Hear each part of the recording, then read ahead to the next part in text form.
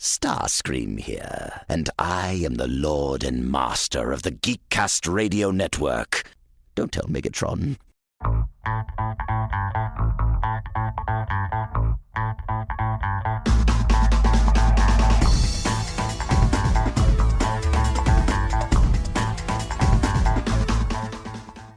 Hello and welcome to another episode of the Cinema Geeks. I am one of your Cinema Geeks, Kevin Optimus Solo. Joining me today for another one of our special beginning of the year records is Ladies First Hard Candy. Mandy, hello. Hey. Hey.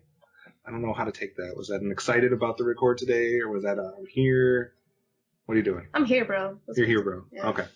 I didn't know we turned into bros. But also joining us is Movie Revolt Dan. How's it going, sir?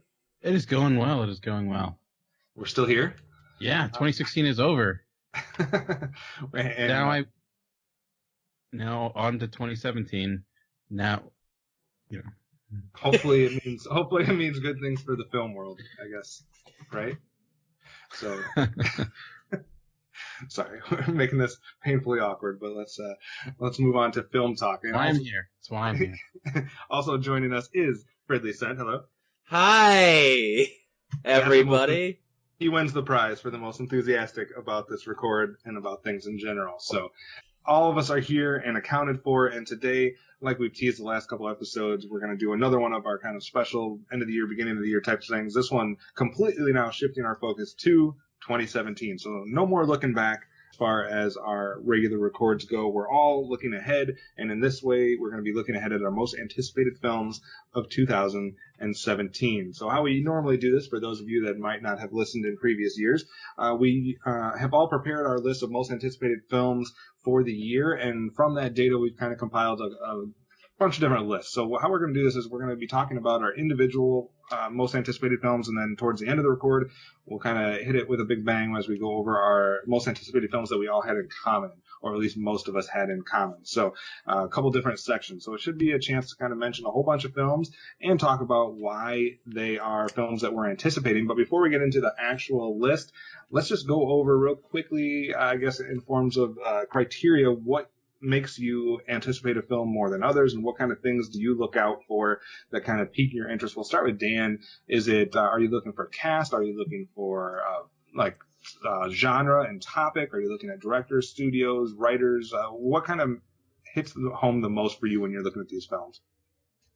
Typically, I'm looking for directors first, and I often try to find directors that I enjoyed their first films, or ones that I feel like on the precipice of doing something great. Like they had a good movie, maybe they had one under their belt, so maybe they can do something great after that.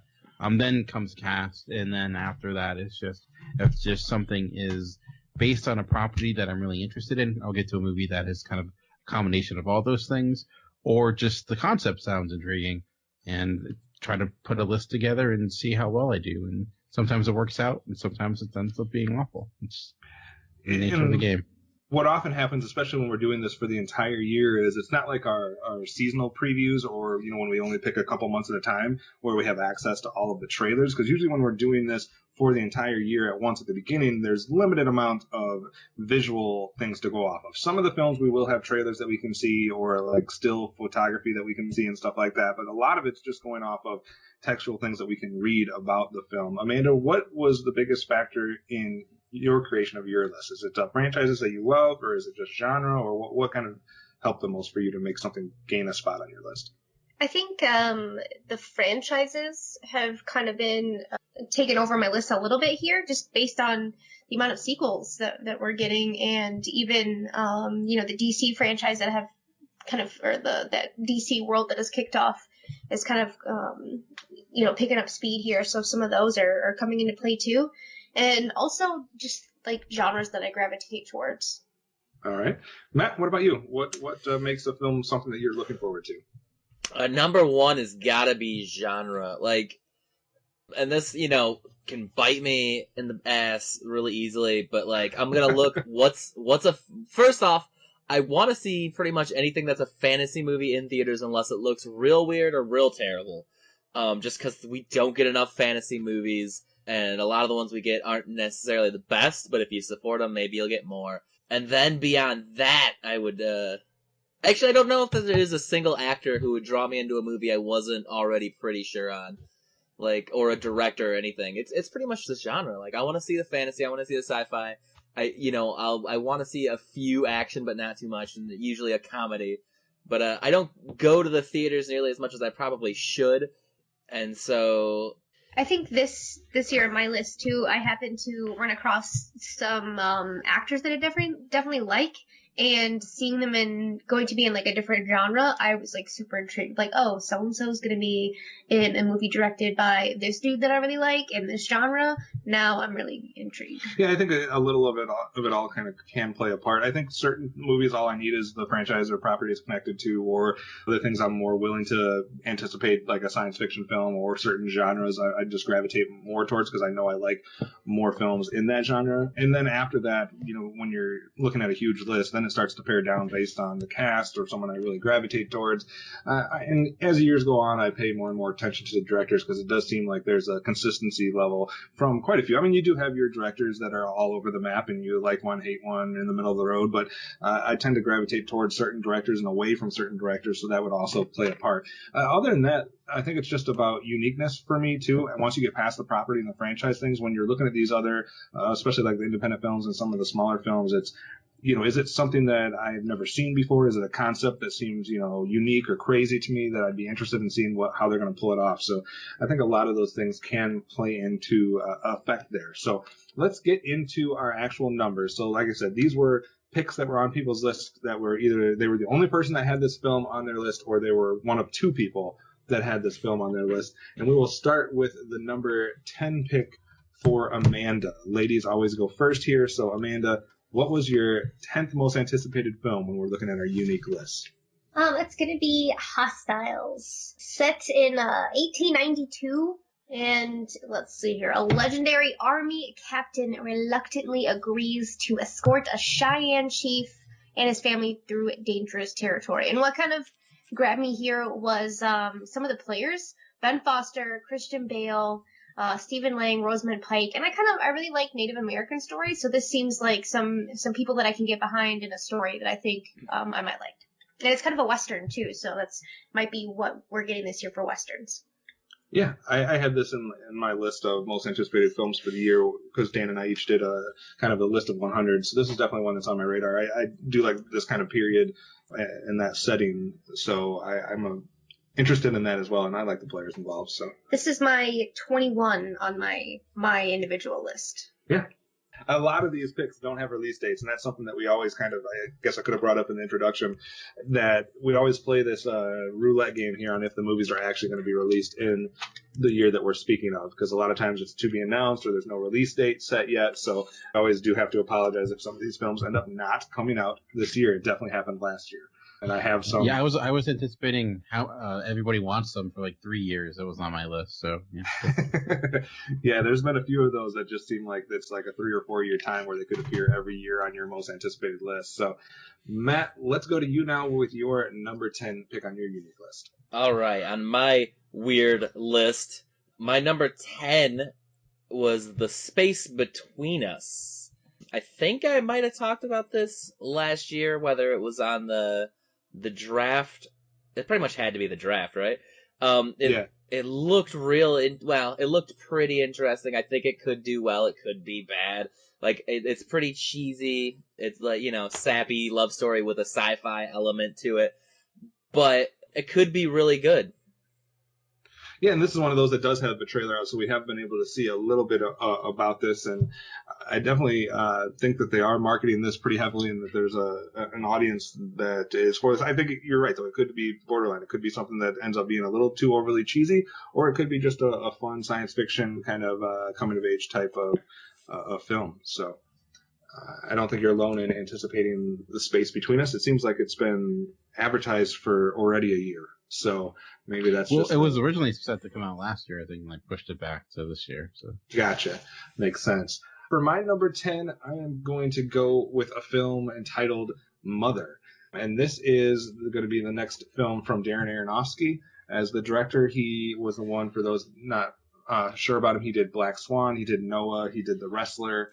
I really was a huge fan of The Wrestler. Maybe Noah had some more problems with that, but I'm hoping this is one that will be on the positive in his filmography. A couple's relationship is tested when uninvited guests arrive at their home, disrupting their tranquil existence. Has Domhnall Gleeson, Jennifer Lawrence, Ed Harris, Javier Bardem, Michelle Pfeiffer.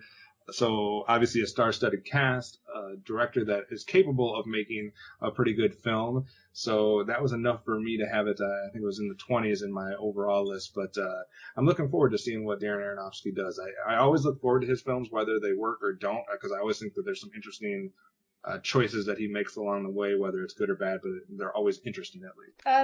Kind of a cute concept with some really heavy hitters, if you ask me. Like, I think Michelle Pfeiffer is going to be in it too. Javier Bardem is always a powerhouse, and I really like Domhnall Gleeson. Like, everything that I've seen him in, I've super loved him, and so I'm excited to see him playing off of J-Law. J-Law, is that what? Yeah. Anyways, Dan, what do you think? Is it risky having a Darren Aronofsky film that you're anticipating, or it's kind of all over the place? I think his career is pretty solid. I mean, like, even if it's something like The Fountain, which I know a lot of people love and a lot of people hated, there's going to be something to talk about. There's going to be something to kind of debate. There's never going to be necessarily bored, or it's never going to be like, there's going to be something very different about his movies. They're always visually interesting. The Wrestler to me is like a masterpiece. I mean, he's Black Swan. I mean, like, the guy can direct. I like Noah. Like, it had some. It was weird, like, in a good way. It felt like an 80s fantasy film set in biblical times. I think we were higher on that film than most people because we didn't have nearly the amount of problems that a lot of people did. Yeah, I think a lot of people didn't like it too because I think people thought maybe it was going to be more of a straight, right, more of not nearly as fantastical as it was. But yeah, I think it also looks amazing. So, yeah, I have that on my list too. Not, I guess, obviously not as high as you guys, but I probably should. I don't know why it's any lower. Why I put it lower, but Aronofsky is. I'm always excited to see anything he does. So. Well, especially at the beginning of the year when you have so many potential films coming out, it is hard to kind of narrow them down and rank them based on a lot of times not much. So it's easily sometimes where we have these that are something's in your like your 60s or 70s, but by the time it comes out, it would have been in your top 10 or something. But based on off of now, it's kind of a little bit of a crapshoot. Dan, what did you start off with your number 10? I'm starting off with a movie probably no one's really talking about, but I'm really interested in it because, like I said, that director I feel like is on the precipice of making something really great. And that director is Cleo Bernard, and she did a movie I loved called The Shelfless Giant a few years ago, which was one of my favorite films of that year. She also did a documentary called The Arbor. I know it got a lot of acclaim. I think even the people over in Film Spotting gave it their Golden Brick Award. Now she's coming out with another film called Dark River. It's about the synopsis of it is following the death of her father. Alice returns to her home village for the first time in 15 years to claim the family that she once believed was rightfully hers. Interesting take. Selfless Giant had this really authentic depiction of kind of the rural life in the UK. And I'm interested in seeing that repeated. The only really notable actor in it is Sean Bean, and there's a good chance you'll have a Sean Bean movie and he's not going to die. So that's always a good reason to watch something. So, but I've loved what the director's done up to this point. So that's really all I have. There's no release date as of yet, but looks like it should be coming out earlier this year in UK first, and coming over to the States. But hoping it's good. Yeah. Definitely on my radar as well. I didn't have it quite as high as you did, but I think it's an interesting premise for sure. That means we're back to Amanda. What did you have at your number 9 for this list? See, I've got The Trap, and this is shown up at number 19 on my personal list. And that is an ex-con is out for revenge against a gangster rapper and former friend who let him take the fall for a robbery they committed 14 years earlier. Okay, so crime, horror, thriller. I don't know so much about the horror part, but we're going to let that slide. Because guess who's in it? Al Pacino, okay? Benicio del Toro. But then here's where it gets weird. Robert Pattinson and then Gucci Mane. So I'm guessing He's a that rapper. I'm guessing Pacino's playing the gangster rapper. Is that safe to Gucci say? Mane will be the rapper, hopefully. But I don't know. They should throw things up. Just have him in the cast, but not have him be the actual rapper. Pacino just did Danny Collins. He can be on stage. Come on. I don't know. I love Benicio del Toro and everything he does too. And so anything that he's in, I'm probably going to freaking see it. And also, just the premise seems pretty funny with who's in it. And, hey, land the cut. I can't decide if this is going to be like, what was the film with like Zach from Saved by the Bell the other year? It was like him and Kevin Costner or him and Mel Gibson. I don't remember who was in it with him, but it was like a big name and then like Zach. And it was like another action mobster type film. I couldn't decide if that's like going to be something that you can't take serious or if it's going to be fun, like a good type of funny. What was that movie that we saw with Guy Pearce and Robert Pattinson a couple years ago? That was the Australian film? Yeah. And Robert Pattinson can do some shit. He's not just the dude in Twilight anymore. True that. All right. So The Trap might be a trap. We'll see if that's going to live up to your anticipation or not. Matt, what is your number 9? All right. So I feel like my number 9 needs an asterisk or 5. I don't see a lot of movies, people, so I tried to find for this list at least 30 movies that I wouldn't be upset if wouldn't be too upset if I found myself in the theater watching. This one's still in my 20s, just like me. And my number 9 is My Little Pony the movie. I don't know, man. Friendship is magic, I guess. I saw like half dozen episodes of the TV show. I watch a lot of kids programming. It's probably the number one thing I watch if I'm watching the television. It's okay. It's not as good as the people like to make you think. Bronies are I mean, I won't say wrong in their opinions, but it's not super great, but it is decent kids programming, and I'm sure the movie won't be terrible. It'll be interesting. The original series back in the 80s had a movie, and that movie did not do very well. But this is a whole different ball of wax here with the fandom that is the My Little Pony fandom. So we'll have to wait and see if it captures some of that magic that you're talking about. That might be one of those movies that's interesting to go see in theaters just for the show that's not on the screen. Hey, he's not wrong. Right? There should be a documentary about that. There are several. Well, he's alluding to us watching Bronies together on Netflix at his house a couple of years ago. We didn't get all the way through it. You were watching that? We were watching the documentary about Bronies. What is Bronies? I don't even. Is that Male dudes who fans like of My Little Pony? Yes. Like the original My Little Ponies? No, or the ones that are like now? Mainly the new ones. Friendship is Magic, yeah, the newest series. How old are these people? Oh, they were adults. all ages. Are these those guys that are saying that they're like the trans age now or whatever? Where I saw like a guy that was like a 60-year-old man that was saying that he was like a 6-year-old girl on the inside. I don't know about that, but no, there was some. It's not so much that. Things. Yeah, it's not so much that, but there were some interesting individuals that were depicted on that documentary. But like I said, we didn't make it through the whole thing. So my number 9 is going to be a film called Lost City of Z.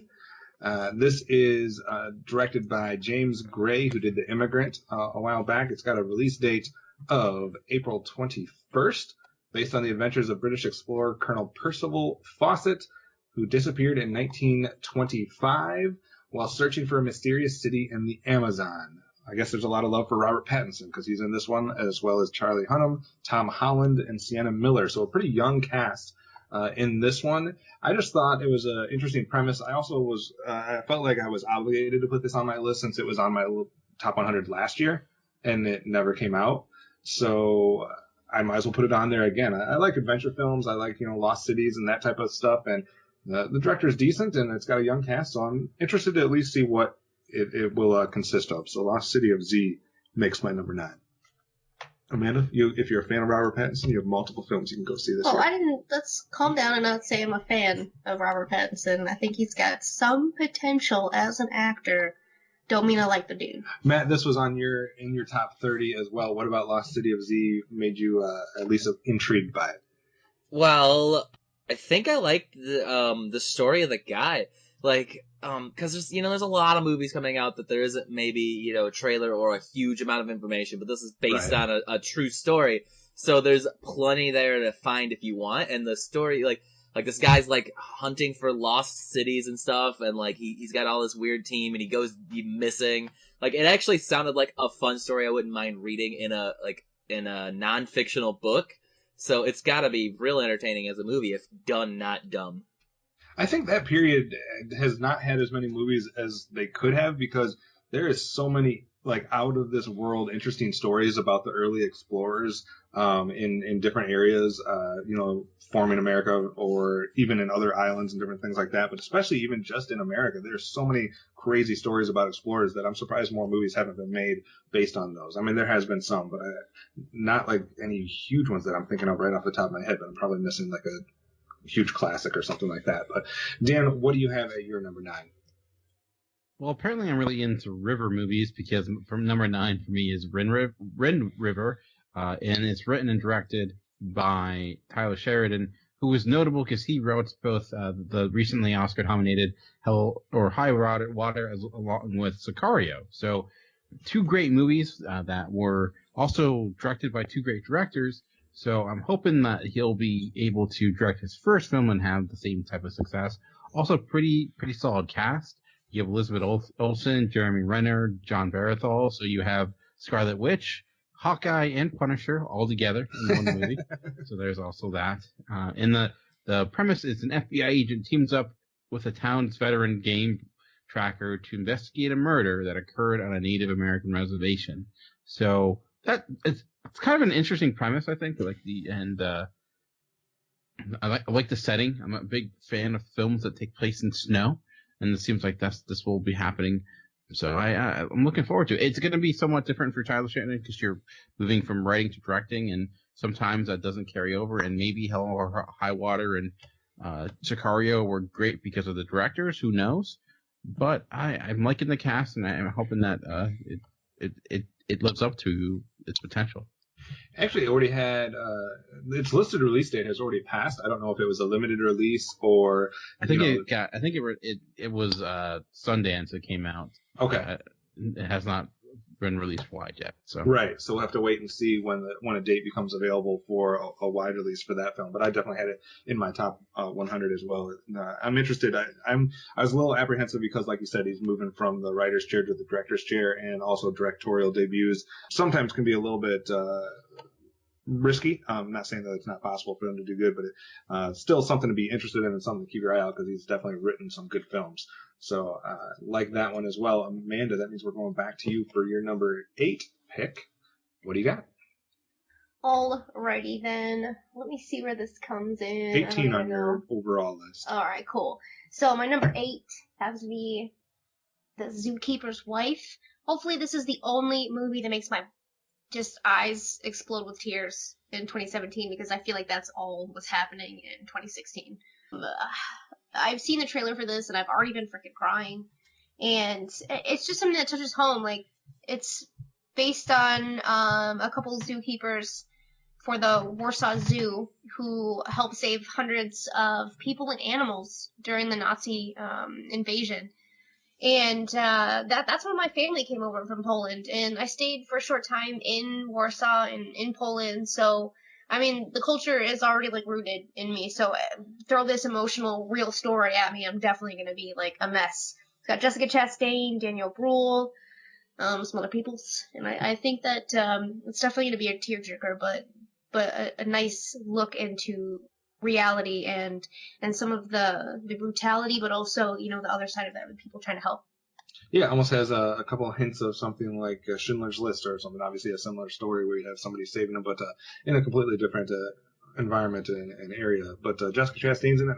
I think most people would be looking forward to just about any film that she's in. So I think it's a good combination. But yeah, you're right. You might have a couple tears fall for this one. Matt, what do you have next? Really terrible jokes about zookeepers. I have on my number 8 is Kong Skull Island.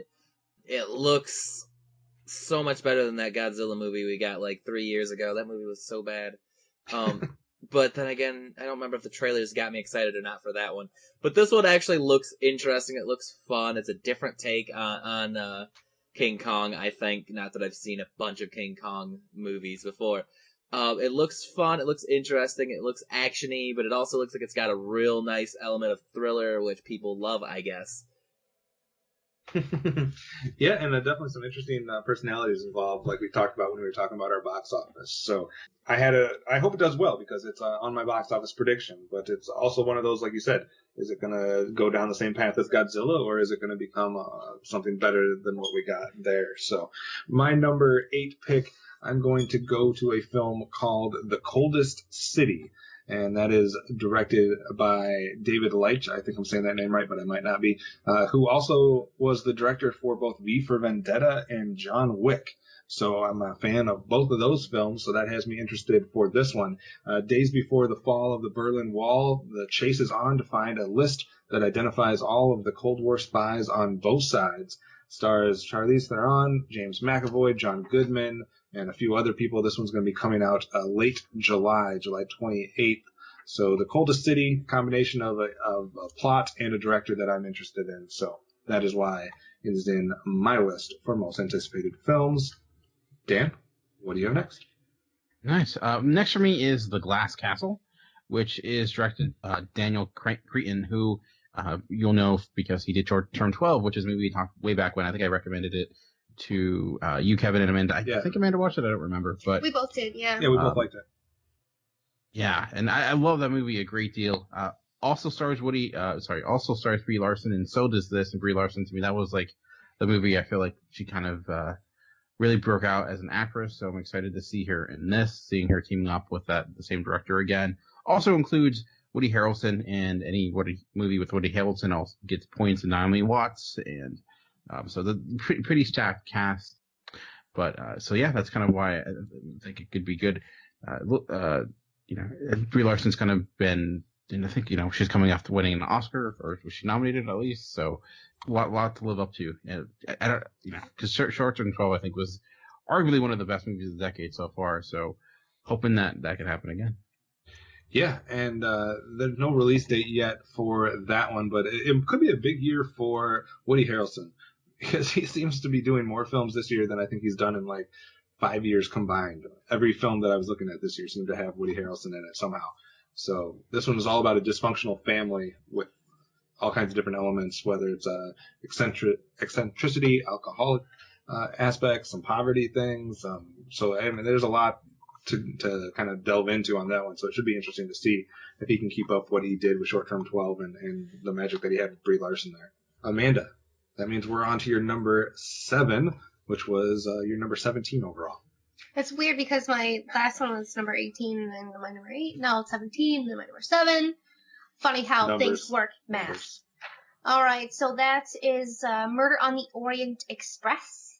That means the renowned Belgian detective investigates the murder of a wealthy American traveling on the Orient Express, which is the most famous train in the world. Crime, drama, mystery, I'm about it. Cast goes Daisy Ridley, Johnny Depp, Josh Gad, Penelope Cruz, Michelle Pfeiffer again, she's coming back, Willem Dafoe, Judi Dench. So a pretty big cast. There's more to it too. Yeah. Kenneth Branagh and Michael Pena. Yeah, there's a lot of people in this one. Based just on who's in it, I want to see it. And I saw some video that Josh Gad made on Facebook the other day when he had Daisy Ridley come to his trailer and was like, "Who is the Last Jedi? Does anything happen to you or Mark Hamill?" They just put out a second one too, so apparently it's going to be an ongoing thing. Yeah, so that was funny, and I was like, what movie are they in together? And then I looked up and it was this, so it had to make my list. Yeah, directed by Kenneth Branagh, who did Cinderella and the first Thor film, among a lot of other things Kenneth Branagh's obviously done. I'm just hoping that this is going to be something like in the similar vein of what we got with Magnificent Seven, a remake, previous film that can kind of capture some of that same magic. Not everybody loved Magnificent Seven, but I'm a big fan. I just watched it for the second time and liked it even more the second time than I did the first time. So who didn't like that movie? I want to know. People. You're gonna get flintlocked to the face. But anyways, I'm hoping that it has a similar effect on me, so I'm looking forward to Murder on the Orient Express as well, hoping it does not let me down. Matt, what do you have next? Kevin's looking forward to murder. My number 7, I think, follows most of what I said earlier, and that's King Arthur, Legend of the Sword. I've heard there was a lot of rumors around this movie when it was first announced. Like, is it gonna be like it was like a modern take, a sci-fi take? Maybe those are different movies. I don't know. I want a good King Arthur movie. We haven't had a good one since the 90s. So give me a good King Arthur movie that's just a nice fantasy movie. Maybe make it like the Hercules 2014, where it's like, is there magic? Is there not magic? Like, fucking come on, man. It's fantasy movies. They're so good. Is it bad if I like the Clive Owen one? I kind of enjoyed that back in the day. It was a poor man's Lord of the Rings, but it had moments. I remember that one. Amanda, you had King Arthur on your list too at your number 20. So what made you interested in this one? These are the trailers, man. Like, okay, so I love Guy Ritchie as a director. I love a ton of what he's done. I think he does great stuff. So anything that he is involved in, I gravitate towards. I also like the players here. And I think that the trailer does some really cool stuff. And visually, it looks really awesome. Like, when he's pulling the sword out of the stone, there's like a physical reaction to like the world around him. Like, you see it shaking, you see some cool stuff. So I'm interested in seeing Guy Ritchie's take on this old tale, and I'm excited to see what new stuff comes about. And I'm not hating on it. I like it. I'll have to wait and see if that one pays off as well. For my next one, I am going to go with a film called The Book of Henry, directed by Colin Trevorrow, who obviously a lot of people know about from Jurassic World, etc. But this one's interesting. The story concerns a precocious boy, Henry, and his younger brother, Peter, being raised by their single mother. Henry has a crush on their neighbor, Christina, the daughter of the police commissioner. To protect Christina from harm at the hands of her father, Henry comes up with a plan to rescue her, and that he writes down in a book. And there's a lot of other stuff here, but the interesting thing here, I think, is from the child actors involved, because we have two people that have made a name for themselves in the last couple of years, that being Jacob Tremblay from The Room and Jaden Lieberhauer, who was in both, I believe, St. Vincent, if I'm getting those films right, and or he was in Midnight Special. I don't know if that's the same kid that was in both of those films or not. Also has Naomi Watts, Sarah Silverman, Bobby Moynihan, a couple other people. So this one's interesting. June 16th. I'm just kind of interested to see how these two kids kind of play off of each other, and it seemed like kind of a little bit of a suspense thriller type situation with how the mom gets involved as well. So The Book of Henry, looking forward to it, June 16th. Dan? Yeah, I had that someplace on my list as well. I mean, two really solid child actors there, so that's pretty cool. Yeah. Next for me is The Circle, which is directed by James Ponsoldt, who has done films like Spectacular Now and End of the Tour, which were really two solid, like really small and intimate movies that kind of took, Spectacular Now was a really unique take on the coming of age films. End of the Tour was, it's really hard to really quantify it, just really two guys talking, but it ended up being quite good. Circle sounds a little bit different. It's about a woman who lands a job with a powerful tech company called The Circle, where she becomes involved with a mysterious man. I'm assuming that woman is Emma Watson, and also stars Tom Hanks. I hope that doesn't mean we get a Tom Hanks, Emma Watson somewhat relationship, because that would I make, was great about that. that would make the entire world feel awkward. It's like seeing your favorite uncle and sister. It's like, no, that shouldn't happen. Yeah, but also has John Boyega, Bill Paxton, and Patton Oswalt. So We know you like Patton Oswalt. he's great. I love Patton. So Who doesn't like Patton Oswalt? I wouldn't say anybody didn't like Patton Oswalt. Dan, this was yeah, on my so list last year as well, so this was on my most anticipated films for 2016. So it does actually have a release date of April 28th. So I have the trailer is out. I have not watched the trailer yet, but I love just the pedigree that's there.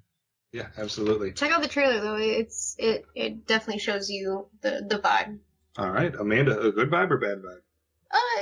Yeah, I would say. But I was reading the synopsis. I was a little freaked out, but I didn't see any weird romance stuff happening between them in the trailer. So The classic either or question, and you answered with yes.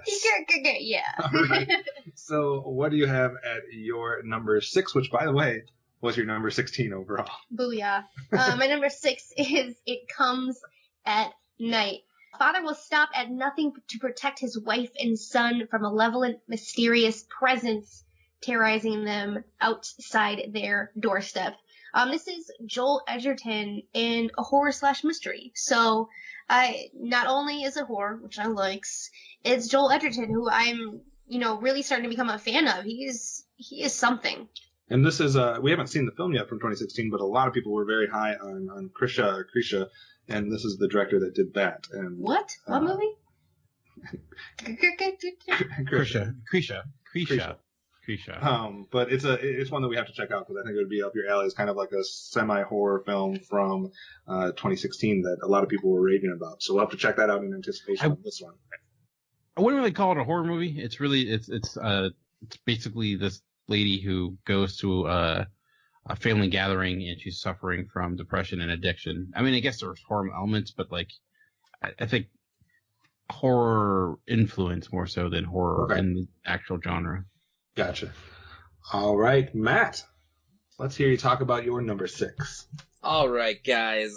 I was born in the 80s, which means I was raised in the 90s, so 90s nostalgia goes a long way, even for things I didn't watch specifically. And so for my number 6, which is number 12 on my list, which shows you just how few movies I had on my list that just weren't giant blockbusters, is Baywatch. I don't know. How can you not anticipate more of The Rock?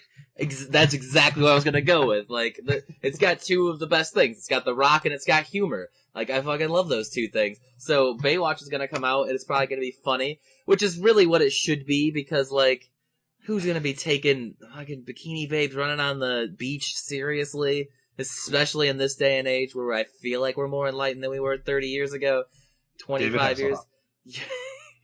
I mean, maybe he'll have a drunk scene where he's like wrecking a burrito instead of a burger. I don't know. The Hoff, man. I love it. If he had a cameo where he was acting ridiculous, that would be the best thing ever. If he doesn't have a cameo in this, dude is washed up beyond anything. Or he's waiting for the sequel, Baywatch Nights, when they open up a private eye investigation company.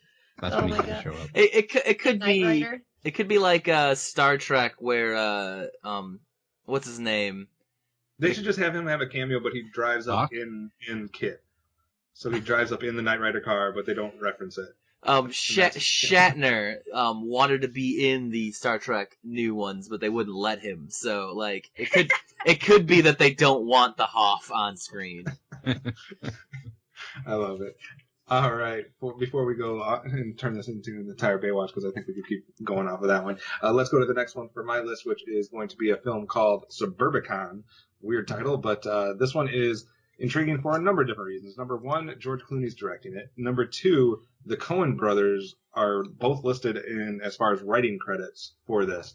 And it almost sounds like a Coen brother film when you talk about the cast and the plot. I don't know if that's the vibe they're going for, if it's going to be something completely different. But you have Matt Damon, Josh Brolin, Oscar Isaac, and Julianne Moore, at least the 4 that I saw listed. A crime mystery set in the quiet family town of Suburbicon during the 1950s, where the best and worst of humanity is hilariously reflected through the deeds of seemingly ordinary people when a home invasion turns deadly, a picture-perfect family turns to blackmail, revenge, and betrayal. So I don't know exactly what vibe they're going for. This is one that a trailer would be huge as far as impacting where it should really be on my list, but I'm intrigued enough by the players involved that I will definitely be keeping an eye out for more on Suburbicon as it becomes available. So that is my number 6. Dan?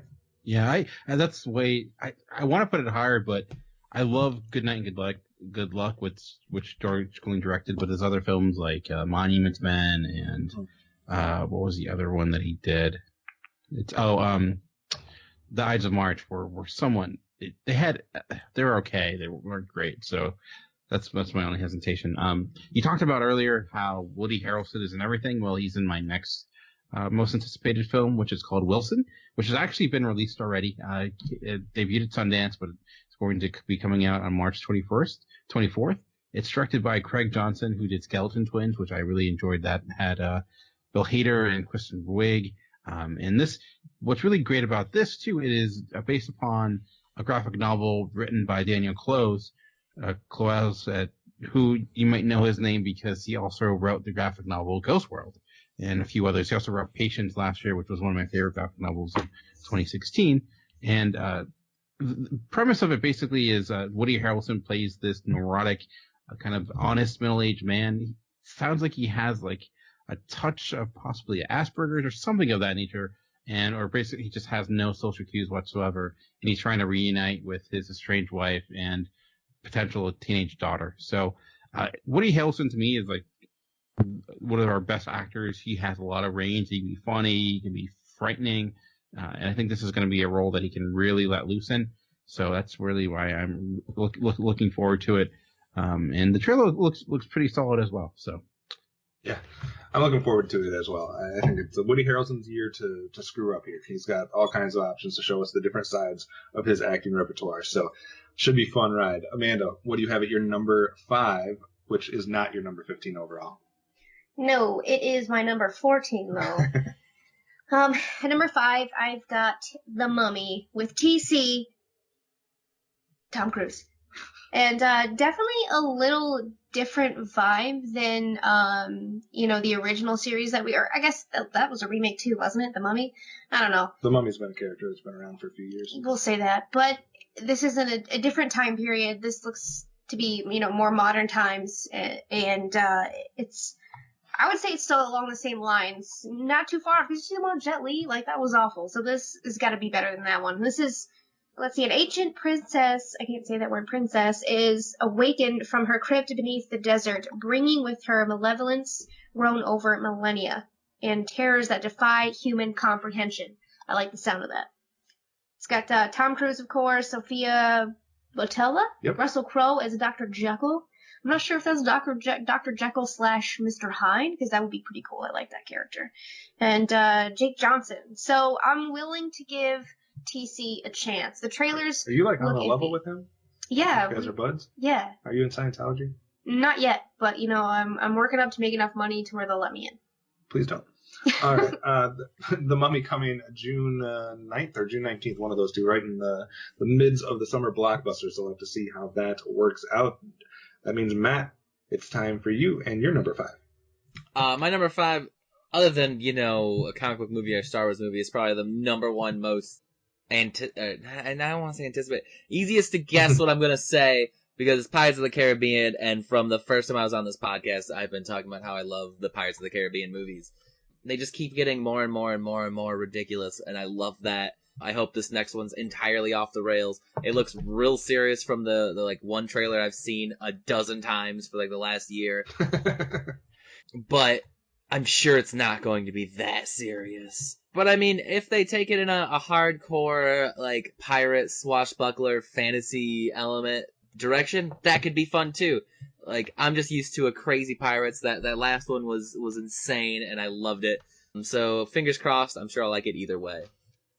This is my number 9. Like, I'm excited for this too. I think it's been a while since we've got one of these, and they are all really like bombastic and awesome, and all these really cool characters. Even the side characters, you've kind of grown to love some of them too, because you've seen them for a while now. Like that guy where his eye pops out all the time. Love that dude, right? And so I think that it's going to be exciting to get back into it and see Johnny Depp in his element, really. Johnny Depp is in his element in these films, and it's to me, I still think it's fun to watch. I know some people have grown tired of it and whatnot, but I like these films as well. So this one's coming out May 26th or May 28th, somewhere in late May, so not too far away here. For my next pick, I am going to go to a film called The Beguiled. The Beguiled is directed by Sofia Coppola, who did Lost in Translation, which I was a big fan of. You got Colin Farrell, Nicole Kidman, Kirsten Dunst, Ellie Fanning. Elle Fanning? Did I say Ellie? Yes. Elle Fanning. This one's coming out June 23rd. While imprisoned in a Confederate girls' boarding school, an injured Union soldier cons his way into each of the lonely women's hearts, causing them to turn on each other and eventually on him. So it sounds like we got a little bit of a thriller type aspect going on here, some drama. And I'm a fan of Sofia Coppola, so I'm interested to see what she puts out here with this one. And it's Colin Farrell's been showing what he's capable of, and he doesn't get enough credit for his acting chops, I think, than he deserves. So hopefully more people can get to see this, especially after his appearance in The Lobster and whatnot. Maybe more people are ready to take him more serious than they did before. So The Beguiled coming out in June, that would be my number 5th on this list. So Dan. Number 5th. Number 5th. I can't speak anymore. Dan, take over. Number 5th. Next from my number 5th is another comic book movie, but a little bit more well-known comic book movie, and that is Logan. love the X-Men franchise. X-Men Apocalypse was somewhat disappointing. The first Wolverine Origins is a god-awful movie we don't talk about. And I actually liked the Wolverine. It kind of went crazy at the end with the Power Ranger Silver Samurai. That was kind of disappointing, but I'm loving everything I'm seeing with Logan. I love the setting. I love how it's taking, I guess, place in somewhat of an alternate future. I love the Old Man Logan comic. This is not really that. They've taken elements of it. Patrick Stewart being salty and old is going to be great. And, in X-23. Whiny and bald. Yeah. But I'm the only concern to me is like how the villain's going to come out, because we really haven't seen anything regarding the villain, which makes me think maybe they don't have a great one, but it looks like it could be great. And it's Hugh Jackman's last time as Wolverine. So supposedly we'll see. So.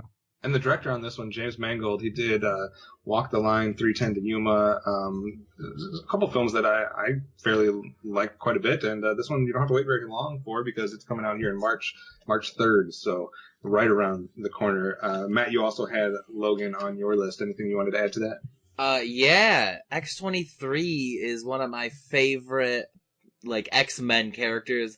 I like what they're doing with the trailers. I think it looks fun. And I'm 90% certain that, if not the mastermind clearly, but probably the climactic fight is gonna be Daken, Wolverine's son, although we don't know what we're gonna do here. They'll make it a clone or whatever. He's evil Wolverine. And I think that's what's gonna be the big set piece in the end of the second act, beginning of the third act. I think, I think it's gonna be good. All right. So some anticipation for Logan. Amanda, let's get right into what you were saying in your criteria, that genre plays a big part of your anticipated list, and you have an example of that here with your number 4 on this unique list, which was your number 13 overall. Number 4 is Insidious Chapter 4. There's no plot released yet, but that's okay, because they have terrified me to my core with every other installment. Lynn Shay is back as Elise Rayner, and it looks like we're going to get a glimpse of Elise while she's growing up, because of the cast list shows girls playing her as a child and then as a teenager. So it should be cool to see more of Elise's experiences as a medium growing up, and I think I am definitely not going to be able to sleep for a while after seeing this. I just got over Insidious Chapter 3 because I saw the new Ouija movie, and I was scared of that. So I went from being scared of Insidious Chapter 3 to Ouija Origin of Evil, because it was terrifying. So by the time I get over that, it'll be time to see this. So I'm just, yeah. She watches all these films by herself. That's probably why I'm freaked out. All right. Let's get another fun dose of nostalgia, Matt, with your number 4 pick. Oh, man. My number 4 pick was, I didn't even know it was coming out until I did search for what's coming out next year, and I really, really, really don't know what to expect. But I'm pretty sure it's the first ever VHS movie I ever bought with my own money, which is Jumanji. I like it. Yeah, I mean, we don't get David Alan Grier, I don't think, which is sad. But Jack Black, The Rock, right? The Rock, he's in everything. He's in everything. He's so good. Woody Harrelson. Yeah, why not more of him? It's supposed to be a comedy. It's supposed to be set inside the board. I'm not quite sure how they're gonna play it. I haven't seen a trailer, but I'm gonna enjoy it. Probably. There we go. For I'm enjoying going to this next pick, Matt, because I'm pretty confident that you're not aware that this movie has been made. Because if you were aware of it, I'm pretty sure it would be in your top 5. So maybe I'm incorrect, but for my next pick, I'm going to go with a film called The Masterpiece. And let me just read the plot synopsis for you. An aspiring actor in Hollywood meets an enigmatic stranger by the name of Tommy Wiseau. The meeting leads the actor down a path nobody could have predicted, creating the worst movie ever made. This is starring James Franco, Dave Franco, Seth Rogen, Kate Upton, Sharon Stone. This is a movie version based on the book The Disaster Artist, which I know you have read, which was written by Greg Sestero. And here's another little kicker for you. Tommy Wiseau is contractually obligated to have a cameo in this film. And this is a quote from James Franco. "I'm editing it now. It turned out great. I play Tommy Wiseau. My brother plays Greg Sestero. the other actor in the room. Tommy was involved. Contractually, we had to give him a cameo opposite me, which was very weird because I was playing him. I don't know if that'll end up in the movie or not, but it was a surreal experience to say the least. So, Matt, what do you think of the prospects of this film? So I knew that this movie was coming, but I expected it to go by the name The Disaster Artist, because why would you change the name of a book? So yeah, I'm real excited, but tempered excitement, because I know it's going to be making fun of something that I love on a weird level. I have a love-hate relationship with The Room. I could watch that movie every day. It's so weird. Greg Sestero, I don't know if this helps you or not, but he has played a heavy part in the making of this film as well.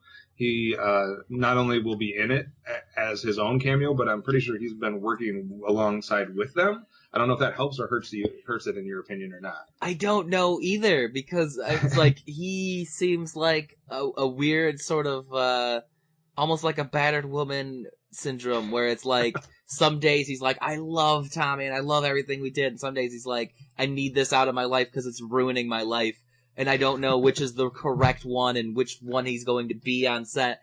But I mean, I will see this in theaters if anyone will go with me. I would go with you in a heartbeat, and regardless, Matt, if it ends up being good or bad, it's just going to add to another piece to the library that is The Room. So I don't think that can be a bad thing. It gives more fodder for people to talk about. So it's my number 4 on my list. Dan, what do you got next?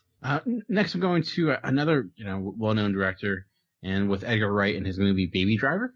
It's a movie. The premise of it is, after being coerced into working for a crime boss, a young getaway driver finds himself taking part in a heist that's doomed to fail. So Edgar Wright, of course, the director of Shaun of the Dead, Hot Fuzz, Scott Pilgrim vs. the World, stars John Hamm, Jamie Foxx, Kevin Spacey, Flea from Red Hot Chili Peppers, so that should get many people in the door.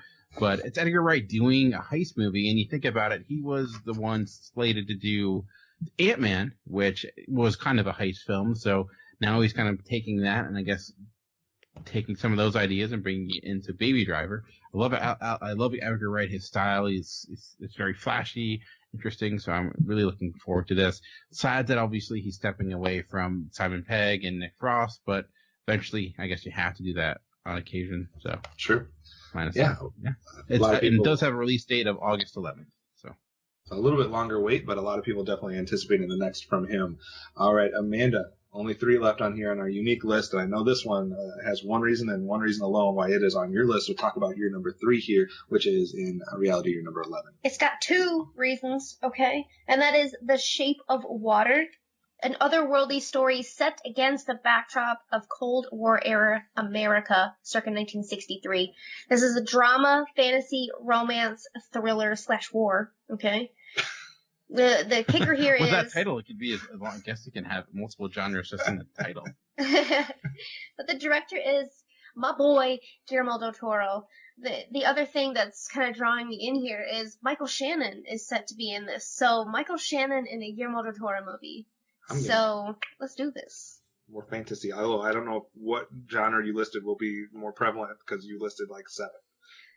So it's hard to say. Because it's Guillermo del Toro. I think fantasy would hopefully be the biggest one there, but we'll have to wait and see how that turns out. But definitely an intriguing film there. Matt, what do you have at your number 3?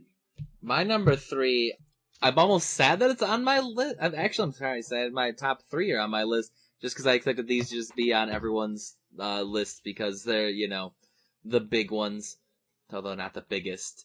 Number 3 is Justice League. Come on, guys, we should give DC another chance. Amanda also had this on her list, so you two both had it. She had it at number 6, you had it at number 4. That's why it's on your list to speak about, but you guys can both take turns here. Matt, why are we anticipating Justice League? No, I did it. DC.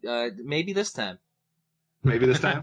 Justice League, motherfuckers, like, how long have you been waiting for this? I've not been waiting for it at all. Forever. Why not? Because you don't give a shit about any of the characters, that's why. Pretty true. And I've been looking, I think this has been rumored since I was literally in high school. Pretty sure. That was a long time ago, you guys. Almost 3 years, guys. Yeah, 3 years. More like 10. So, I've really been ready for this, and I've been like bummed out every time I hear it's gonna happen, and then I hear nothing about it. This time it's fucking happening. We know that. We know who's gonna be in it. Can't stop it. And you can't stop it. It's happening. And I just hope that it doesn't let me down. I'm a little pissed that we're getting Justice League before we even, see all these individual players and know what their story is. You know what I mean? Like, I feel like this is a coming together movie. Why are we getting a coming together movie when we don't even know anything about these people? That's a question. But It's a good question. but we'll see. I think it's going to be, we've already got little glimpses of them. So now we're going to see them, and it's going to gear us up really to find out more about each character. We can't bring this up without me at least referencing this. And Dan, I wanted to get your opinion. Should we be even more worried about these DC films now with the news that Ben Affleck has at least stated that he is stepping out of not only the director chair, but he's not even going to play Batman now? Is that what I heard? Going forward? When the hell did that happen? Really?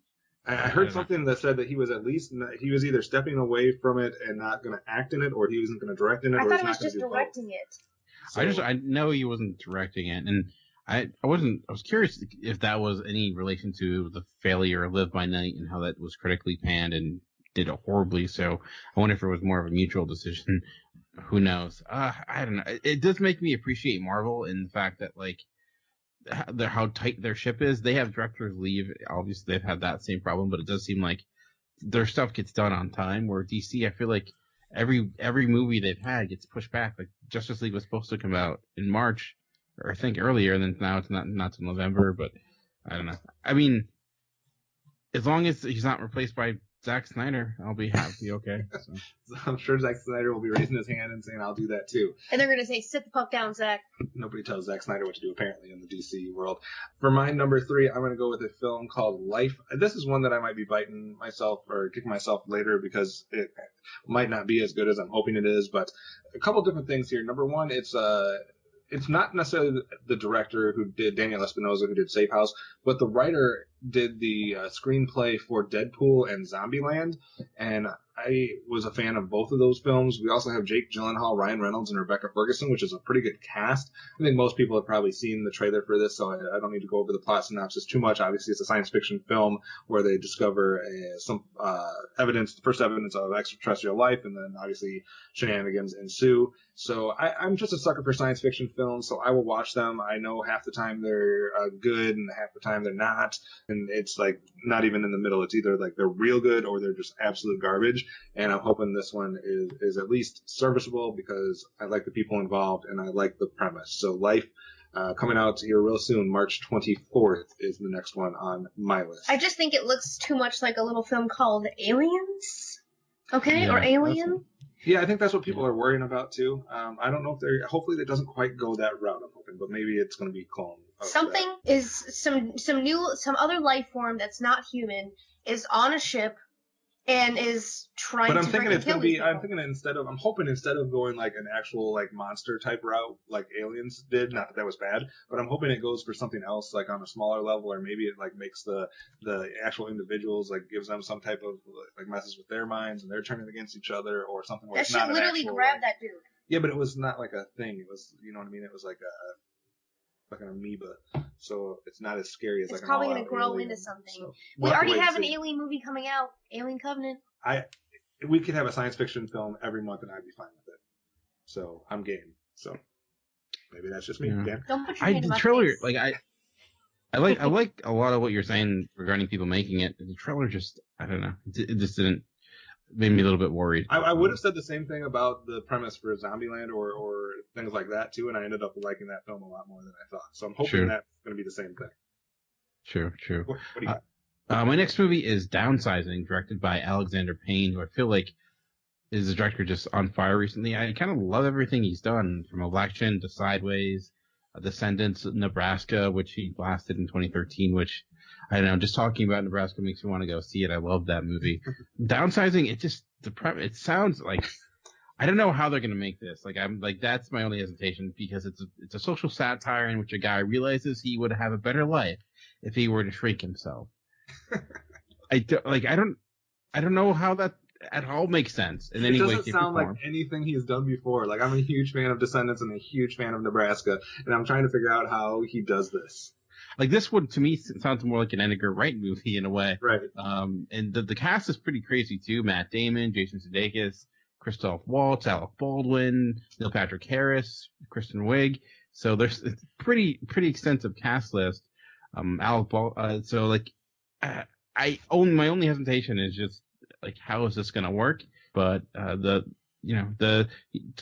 Pine's also doing the screenplay as well. So is Jim Taylor, who he worked with a lot in the past. So pretty much in all of his great movies. So I'm hoping nothing's really been released yet regarding trailers, and I don't think there's a full release date. It says December 22nd. So this could be one that ends up getting pushed back to next year. But as of right now, it's set to come out around Christmas time. So, Dan, are you hoping this is more or less like Honey, I Shrunk the Kids? Oh man, if we can somehow get what's his name back? Rick Moranis, then more. I mean, at least someone swimming in Cheerios. You gotta get that back. Every generation needs a film like that, right? I have no idea I need to see a trailer for this before I can decide how much I'm anticipating it, because I have no idea what direction. But I trust that he's going to do something positive based on his filmography so far. So, Amanda, second to last one for this section of the episode. So what do you got at number 2, which is technically your number 10? Yes, sir. That's Ghost in the Shell. Cyborg policewoman attempts to bring down a nefarious computer hacker. I haven't seen / read the manga, but it's ScarJo and it looks pretty dope. So I'm excited for something that's this much sci-fi with super cool effects that look pretty seamless and flawless. And then ScarJo, who has proven herself in these sci-fi movies. I'm a big fan of the trailer too. I think I have no knowledge of this property whatsoever, which makes me probably in the minority, but I think the trailer looks really good. And Matt, you also had this on your list at number 14, so maybe you know more about Ghost in the Shell, or what made you anticipate this one? Yeah, I mean, I've seen the original movie, and I watched most, if not all, of Standalone Complex, the ongoing anime. It's a great franchise. Like, I like the things that you get. I'm more concerned about the Hollywood take on it. I'm not gonna be one of those people that like, she should be Asian, she shouldn't be Scarlett Johansson, because like it does that. That's not important. I mean, that's not how Hollywood works. Like, you gotta have a lead to sell a movie. That's how movies work. But then 2, like, they're in robot bodies, and at this point, she might be in her like 30th. So maybe she's been Asian 25 times. You don't know. So, like, I don't know. I'm excited a little bit. I'm also a little worried. I haven't seen much of the things, but what I've seen hasn't been swaying me one way or the other. I watched this side by side of her being like put in this body over the anime versus the trailer, and it looks exact, pretty spot on. Yeah. All right. So Matt, with your last pick, you went into the world of DC. What do you got for your number 2 pick? Yeah, that Wonder Woman. DC, maybe that time instead of the other one. I like the synopsis that you're giving on these. Obviously, we talked both about Justice League and Wonder Woman when we were talking about box office. So if you haven't listened to that episode, go back and you can get even more of our thoughts on those films. Double dose of DC, hoping for the best. For my number 2 and my number 1 are going to be strictly on my list, basically because of the director. So these are picks that will have a heavy influence from that. And my number 2 pick is going to be a film called Mute, which is being directed by Duncan Jones, who did a film called Moon, which if you have not seen it, please go see it immediately. And somewhere I read that this is somewhat supposed to be, I don't know why it's all of a sudden a thing to call things like a spiritual sequel, but people have said that Mute is going to be somewhat of a spiritual sequel to Moon, which is weird to me because it doesn't seem like it has anything to do with it, but I guess we'll go with that. But Berlin, 40 years from today, rolling city of immigrants where East crashes against West, and there's a mute bartender who has one reason and one reason only for living there, and she's disappeared. So there's a weird search, and there's all kinds of stuff going on. Sam Rockwell, Alexander Skarsgård, Paul Rudd, Justin Theroux. I was a huge fan of Moon, so I will watch anything Duncan Jones does, and it's been a while, so I'm interested in Mute, and that is my number 2 pick. Dan? My number 2 pick, I'm going to go with a person who directed my favorite film from 2016, The Lobster, with The Killing of a Sacred Deer, directed by Yorgos Lanthimos, who also did Dogtooth. With him, you never really know what to expect just off the premise, but it's based off a teenager's attempt to bring a brilliant surgeon into his dysfunctional family takes an unexpected turn. So who knows what that means? It could mean a lot of things with him. He's teaming again with Colin Farrell, which I think is great because Colin Farrell was great in The Lobster. Also, Nicole Kidman and Alicia Silverstone. But Yorgos Lanthimos, I think, has 2 really good movies. Alp's second film was not very good, but I'm hoping that this will be another strong contender. It's doesn't really have much regarding release date or trailers or anything of that nature. So, but it seems like they are guessing that it will be coming out in the Cannes Film Festival, the Cannes Film Festival in the summertime. So. And I think regardless of if you fall down on the side that this film ends up being good or this film ends up being bad, I think there's no doubt that it'll be interesting either way. So regardless of how you end up going down on that one. So that'll be an interesting pick. We only have time for one more pick in this side of the break as we go through our unique list. So Amanda, what's your last pick? And it was number 1 here and number 7 on your overall pick. This is Valerian and the City of 1,000 Planets. I didn't even know about this until like a month ago when I saw the trailer, and then I was like, what is this? Because I want it now. And it's time-traveling agent Valerian is sent to investigate a galactic empire along with his partner Laureline. The director of this also did The Fifth Element and Lucy, which I liked both of those. But the cast, Cara Delevingne from The Suicide Squad, the awful character from that movie, and Dane DeHaan, which I'm a big fan of, Ethan Hawke, Clive Owen, Rihanna, Riri in the house, and John Goodman's voice. And I think that this is another one where the effects look amazing, and it's kind of got this video game feel almost too, because he like shoots these portals. I'm like, this is portals, but it's like a human instead of like a robot dude, and it just looks super cool and awesome and unique, and I'm super excited for it. All right, Matt, this was also on your list at number 18. What makes you excited for Valerian? If I haven't already said it, my order on my list was probably not actually the right order. This should have been way higher. This movie looks just great. I ran into it when I was doing the box office predictions, probably the same time Amanda did, and like it looks so good. Of course, it looks a lot like that one movie that was terrible from last year. What came out this time last year? Well, 2 years ago it would have been Jupiter Ascending. Yeah, that one. Yeah. Was that 2 years ago already? That was a booty though. Like that didn't look nearly as awesome and intense as this does. As cool as we thought that was going to be, I'm pretty sure this is going to top that. I hope it's not on the same level. No, me either, because that movie was a bunch of great ideas smashed into one mess. And this one could go either one of those ways. It could be, I want to say it could be the new Star Wars or Star Trek, but we have a new Star Wars and a new Star Trek and Star Wars and Star Trek. So maybe it could be the modern version of Guardians of the Galaxy. I don't know. It looks fun. I want to see it. Yeah, should be interesting. Matt, your next pick, I'm as shocked as you are that this is not going to be part of our common films, because you and I are the only two that had this one on our list in our top 30. So why don't you go ahead and reveal what your number 1 is for this part? That's real weird, because my number 1, I guess, is Spider-Man Homecoming. Like, it's Spider-Man. Like, Spider-Man he's been the most successful, I feel like the most successful hero movie character ever. Why are we not super happy about this one that looks also good? Yeah, I'm a big fan of this one too, based on the character that's playing him, based on the connections with the Marvel Universe, based on Robert Downey Jr. The character, he's a real dude. Tom Holland? Did I say character instead of actor? Sorry, the actor that's playing him. So I'm super excited for this one. I think Spider-Man's always been one of my favorite comic book characters, so I'm looking forward to seeing what they do with this one. I don't know if it's just a fatigue maybe for some people, because it's going to be the 6th Spider-Man movie here since we've all been growing up. But I think it's going to be a turn in the right direction, and I think it's going to have a good balance of different elements, from the action to the humor, etc. So I'm with you. It was number 23 on my list. It's 32 on mine. The only reason it didn't get any higher is because I feel like I don't love the look of Vulture. I mean, it could be better within the movie, and I'm still worried by the fact that Sony's still there lurking in the background.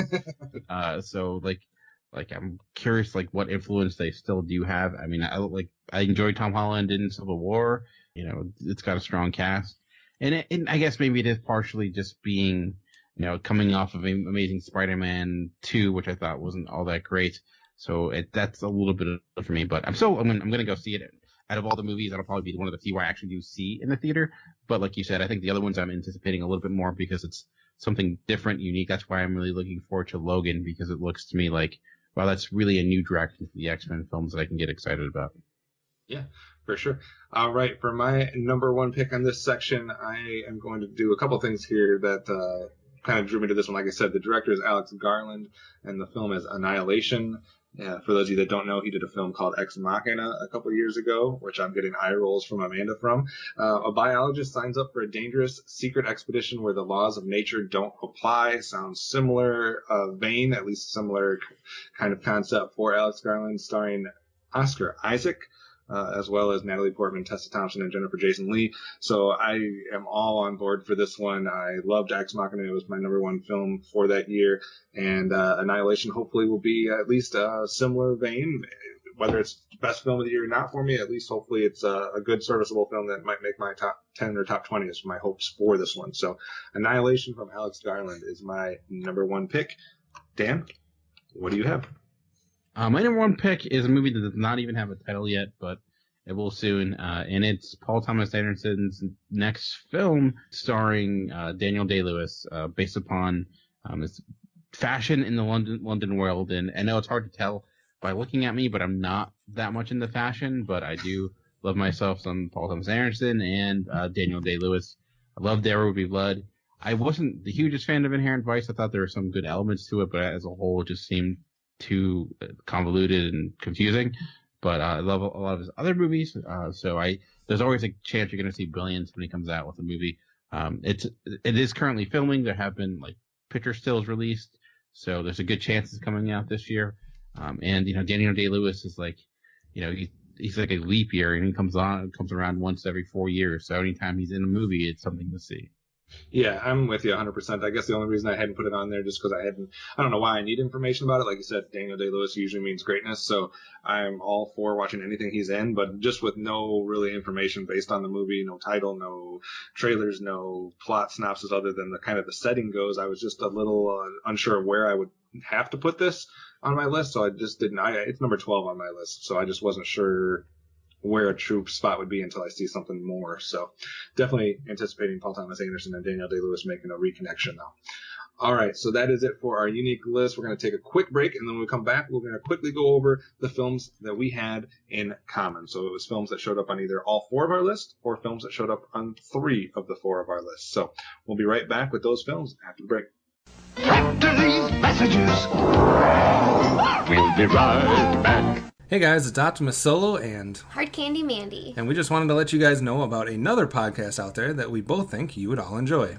It's one of both of our favorite shows to listen to, and it's none other than the True Bromance Podcast. True Bromance is a movie podcast hosted by longtime friends Hyro and Barry, and if you like to smile, laugh, and just be genuinely entertained while listening to movie talk, then this is definitely the right show for you.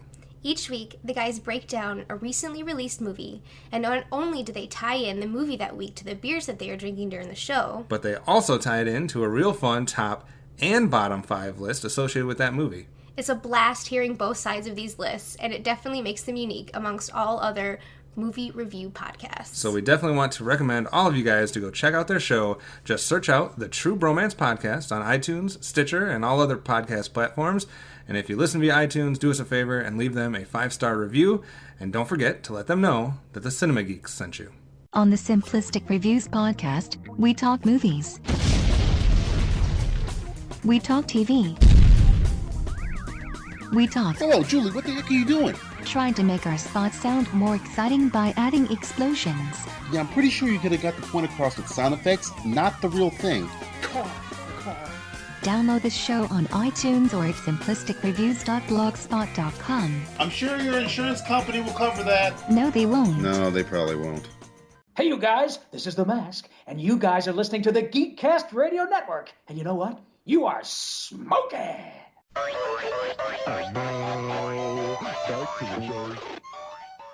Thanks for sticking with us. As we said before the break, now we're going to get into those films that we commonly are anticipating.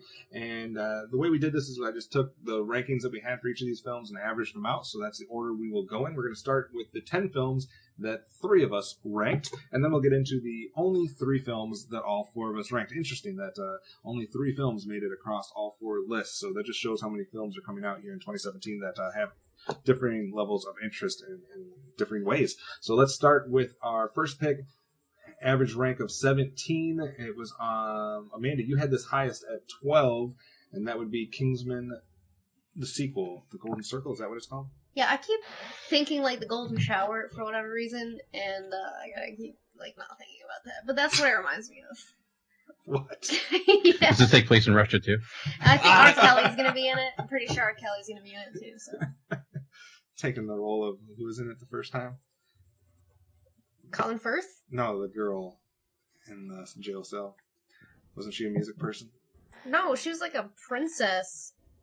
Iggy Azalea was supposed to be in it, but that bitch didn't show up. Gotcha. But yeah, I think that the action in the first one was super cool. Too busy doing Fast 6 or 7, whatever it was. No, I'm looking forward to it, but I can't get it in my top 10. All right, Matt, why the anticipation for Kingsman? Just because you want to see how Colin Firth comes back? There are a few questions I have about that movie, and that is all of them.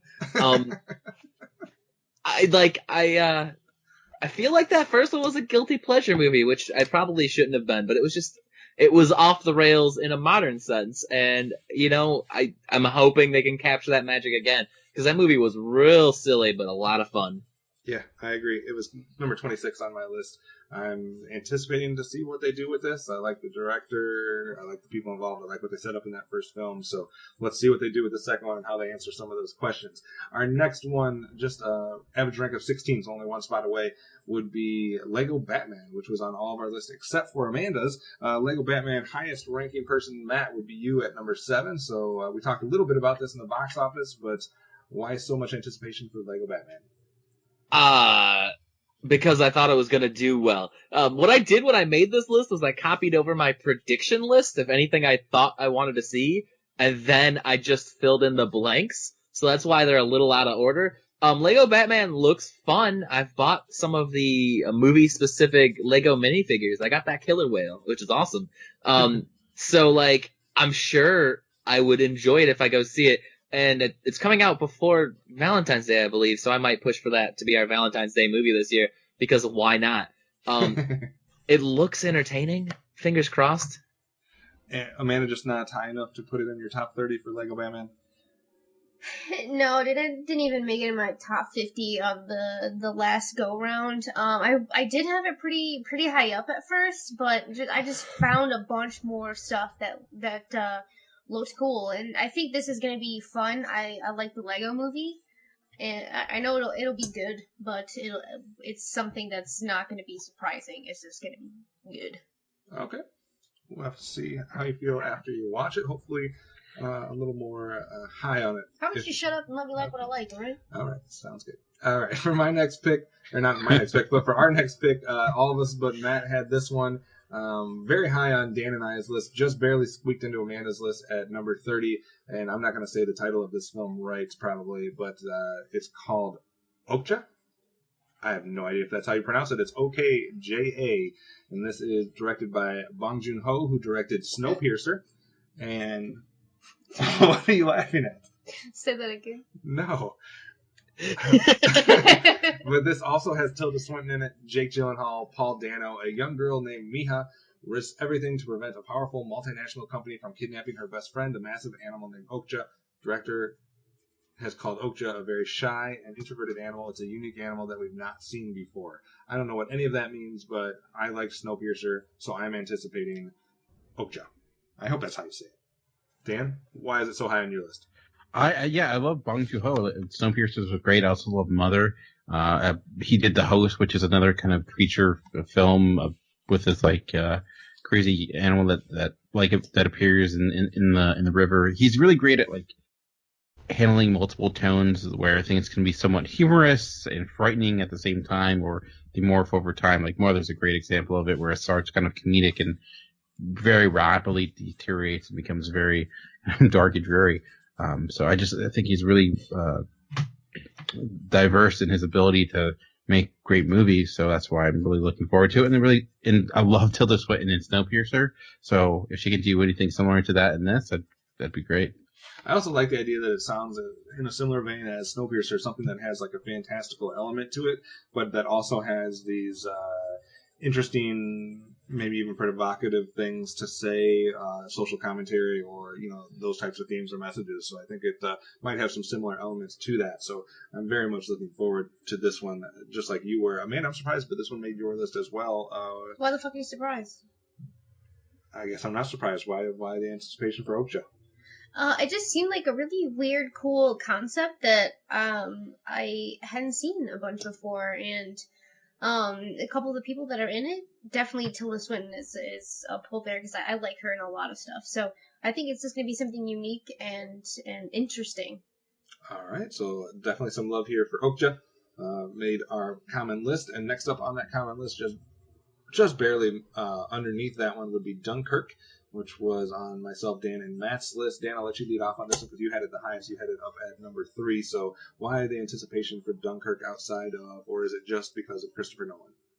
It has a lot to do with Christopher Nolan. I mean, I do enjoy his films a great deal.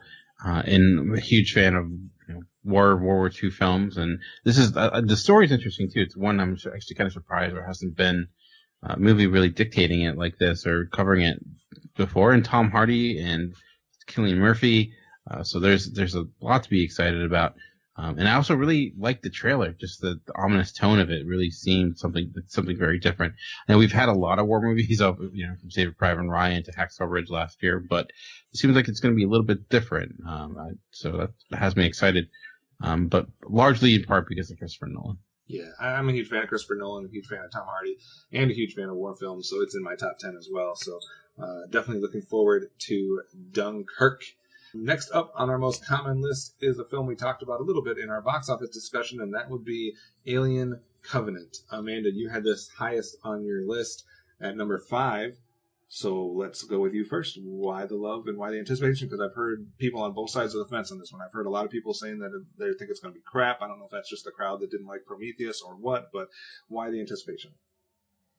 I mean, if you don't like the Alien franchise, I can see why you wouldn't like this. But if you're like Kevin and I, who watched the complete, is it called an anthology, like all of them, from start to finish, it's really a fun ride. And I was always super terrified of the character when I was younger, but fascinated as well. And I really like the look that it is kind of leaning to now, especially with Prometheus and all the little things that tie in to the original movies as well. There's little pieces of all of these movies connected to each other, and it's amazing. And I think that the character itself, it speaks volumes that it's lasted this long. I mean, when did this come out? Like late 70s, early 80s started? And it's now 2017 and we're still getting an Alien movie, and it's got some really quality players in it, and the effects are just amazing looking, and I'm excited for it, and I think it's going to be scary and thrilling and awesome. The Fassbender's back, so Ridley we get to Scott see him. back, Michael Fassbender back, May 19th, release date for Alien Covenant. So, Matt, interesting that you did not have this one on your list, so are you a little bit more hesitant about another Alien film, or not a big fan of the franchise? They're more horror than anything, aren't they? I haven't seen them. There's definitely a horror element. I don't like being scared. Alien is more horror. Aliens is more of an action film, and Alien 3 is more everything different. I don't know, but People and do then get the ate rest the of it fuck just up. garbage. Yeah, the rest of them are garbage. I was You gonna say, should what at about least that watch the cheap- first two. You should watch the first two, man. Okay, maybe. You'll never be able to convince Amy, though, so I don't know how that's ever gonna happen. All right, so Alien Covenant, anticipated film from three of us. John Wick 2 would be the next one on the list. Three of us had that listed, except for Dan. Dan, you did not have that in your top 30, but we'll start with Amanda, who had it all the way up at number 4. We just rewatched John Wick, so did that make it rise the ranks for you a little bit? I was just trying to evaluate that myself, but just everything that I loved about that movie is the reason why I'm excited for the second one. The action sequences, the action set pieces are just amazing. They're flawless, and they wow you, really, which is hard to do with action now. It's kind of like once you've seen somebody get punched in the face and shot a ton of times and, stabbed 6,000 ways, it's kind of the same. But with this, it feels fresh, and Keanu is so good at making us believe that he is Baba Yaga, like he is that badass. And I loved all the elements except for the dog killing, which is gonna be gone in this one because he has a new doggy that looks like he will chew somebody's freaking arm off. So that's not gonna happen in this one. And Yeah, this dog will never get shot. no, it's not going to. It's bulletproof, alright? Don't tell me that, because I already saw it survive an explosion in the trailers. So I know he's gonna be good. There's no way that they would kill a second dog. No freaking way. But I think the world that they was built in this too, it was super cool. Like, I wanna know why they deal in these gold coins and like how they established all these rules I just want and more hierarchy. Ian McShane. I think it was like Just give me more Ian McShane. That's all I want. That's all you want out of that fucking movie, Kevin? No, I'm just saying. I hope they give us more of that element of it because that's the one I'm most intrigued to learn more about. Okay. Alongside John Wick kicking ass. All right then. I'm a big Ian McShane fan. All right, so John Wick was there on our list. Dan, just too many films for John Wick 2 to quite crack the top 30, or just hesitation that it maybe doesn't end up. It is coming out in 2017, right? Yeah, it's coming out in a few months, I believe. The trailer's out.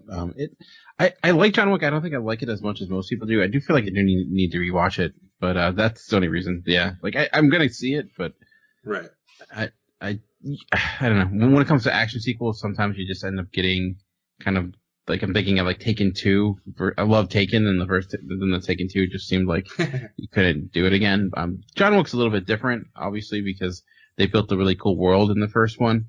But yeah, they also killed off everybody in the first one except for like 2 people. So we're definitely gonna have to learn about some new characters. So it should be interesting to see if they can capture that magic again that had a lot of people loving that film. We didn't talk a lot, or we did talk about quite a few comic book films already in the unique side where we saw Justice League and Logan and Wonder Woman. This is our first one that we're going to have in common if you don't count Lego Batman, and that would be Thor Ragnarok coming in next. Matt and Amanda, you had this in your top 3. Matt, you had this highest, though, at number 2, so why so much anticipation for Thor Ragnarok? Because it's not a DC movie. Like, I love comic books, and I love Norse mythology. Like, I've done a lot of research into actual Norse mythology. And though they don't really follow it in the Thor movies, like, why not enjoy it? It's gonna be good, right? Here's the thing. All the Marvel movies, the third one's been the best, hasn't it? So, like, this one should be the best Thor. Amanda? Agree? Chris Hemsworth? Yeah. All right. No, I think that I think that the world here, it got a little shaky, right? In the second one, maybe, with what you actually, see in their part of, their dimension or whatever you want to call it. Like, some of his little sidekick characters are a little weak. But I think that this one has a little bit of a darker, more serious tone. And I'm excited to see how it ties in, with what's been going on in our realm or whatever. Well, it's going to be interesting. Is it going to have a more serious, darker tone, or is it going to be a more comical tone with Taika Waititi as the director? I mean, it's not going to lose its comedy, but I think that it's got a more serious, draw to it. Okay. I'm definitely anticipating it, too. It's in my top 30. been a bigger fan of the Thor films than most people, I think. So I just like the sci-fi elements. Most people like who, dude? Well, most people would rank Thor near the bottom of the Marvel. Yeah, but me and Matt are sitting right here. Actually, I would say Thor's probably the weakest of all of the threads. Well, except for the Hulk. No, that Edward Norton movie was amazing.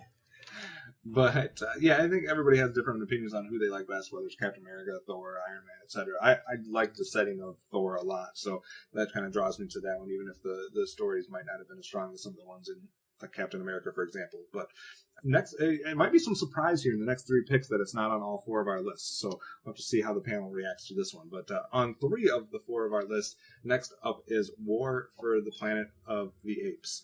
Matt, you had this at 23. I had this at 2. This is my second most anticipated film of the year. Dan, this is your number 1 most anticipated film of the year, so I will let you take the lead on this one.